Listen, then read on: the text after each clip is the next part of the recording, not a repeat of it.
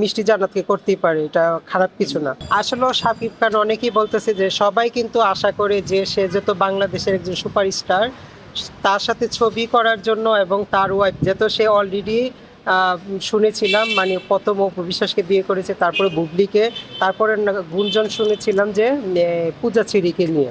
তা এখন আর একজন শুনতে পারে সে যেহেতু একজন সুপারস্টার, তাকে নিয়ে ভাইরাল হওয়ার জন্য অনেকে অনেক কিছু বলতেই পারে। কারণ বলছে যে চিলে বলছে তোমার কান নিয়ে গেছে, তার জন্য চিলের পিছনে দৌড়ানো যাবে না।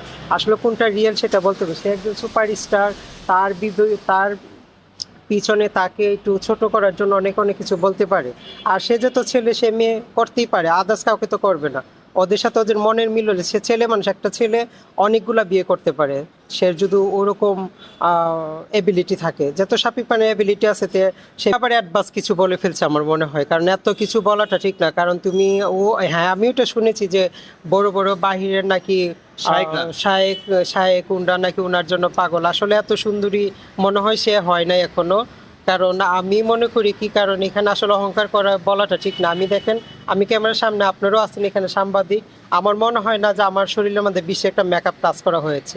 আপনারা একটু বলতে পারেন এখানে, এটা কমেন্টে বলবেন। আমি যদি মেকআপ করি আসলেও, কারণ আমাদের বাংলাদেশে গিয়ে আমাদেরকে নিয়ে মানুষে কম কাজ করে। যদি আমাদেরকে নিয়ে কাজ করতে উপর বাংলার মতো, আপনি উপর বাহির কান্ট্রিতে দেখেন, ইউরোপ, তারপরে জার্মানি, সব কান্ট্রিতে আমাদের মতো মডেল প্রচুর আছে। কারণ বাঙালিরা কি এখন বাংলাদেশের, আমিও তাদেরকে ছোট করি না, কারণ আসলে আমাদের সবাইকে একটা আমব্রেলা ছাতার মধ্যে যদি সবাইকে একটু একটু করে সুযোগ দেওয়া, এক একজনকে কাজে লাগানো হয় না, দেখা যাবে কি একটা মানুষ সবসময় একটা একটা জায়গাতে থাকবে। সবাই যদি একজনকে নিয়ে কাজ করে, শুধু মেয়ে নিয়ে কাজ করবে, ছেলে নিয়ে কাজ করবে, আসলে আদার্স কমিটি সবাইকে নিয়ে কাজ করলে তখন দেখা যাবে কি সবাই একটা কাজের মধ্যে থাকবে, কেউ পিছিয়ে পড়ে থাকবে না।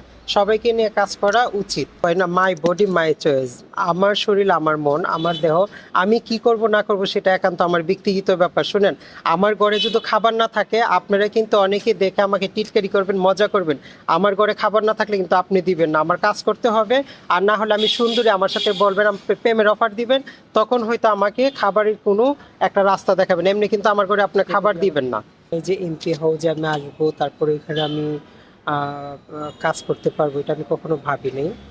আমার কিন্তু আসলে স্বাস্থ্য অনেক ফ্যাট ছিলাম আমি, কারণ আমি যাই হোক, আমি বাংলাদেশের মডেল মুয়াপু, উনি আমার উস্তাদ, মডেলের উস্তাদ উনি আমার।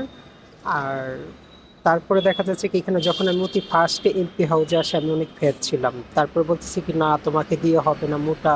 তারপর দ্রুত আমি জিমে ভর্তি হয়ে এক্সারসাইজ করি, একটু ফিট হওয়ার পরে তখন আমি 2022-এ আমি এমপি হাউজে নাম লেখাই। তখন সারা বাংলাদেশের মধ্যে, নারায়ণগঞ্জের মধ্যে আমি 1 নাম্বার হয়ে, আমার নাম হচ্ছে জেনিফার। এর পাশাপাশি আমি ডান্স করি, আমি একজন নৃত্যশিল্পী, তারপরে মডেল।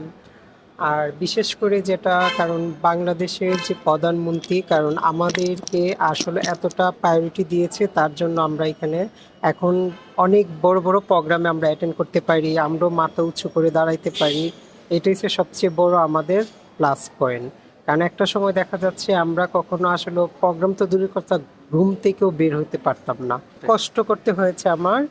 আমি এর আগেও যে কোনো একটা সাক্ষাৎকারে আমি বলেছিলাম, আহ, যখন আমি আসি তখন আসলে আমার ছোট থেকে খুব ইচ্ছে ছিল যে আমি একজন বা বড় বড় মডেল সুপারস্টার ওনাদেরকে ফলো করতাম। সবসময় ইচ্ছা ছিল যে আমি এক সময় যদি আমাকে টিভিতে দেখায় আমি একজন মডেল হই, এরকম কেমন লাগবে।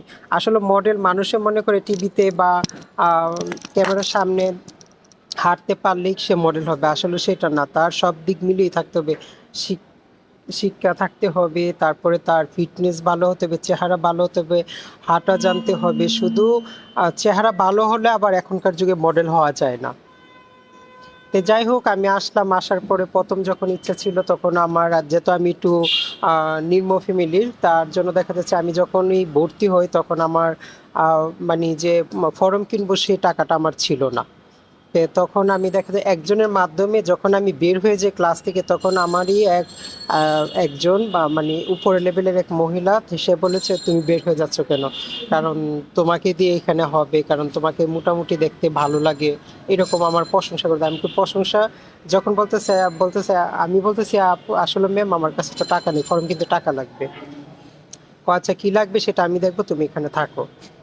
যাই হোক, ওই দিন চলে যায়। এর পরের দিন আবার আমাকে ডাকায়, ডাকানোর পরে আমি এখানে কাজ করি। তারপরে তো ওই যে বললাম আমি অনেক পরিশ্রম, অনেক সময় নারায়ণগঞ্জ থেকে ঢাকা আসতাম।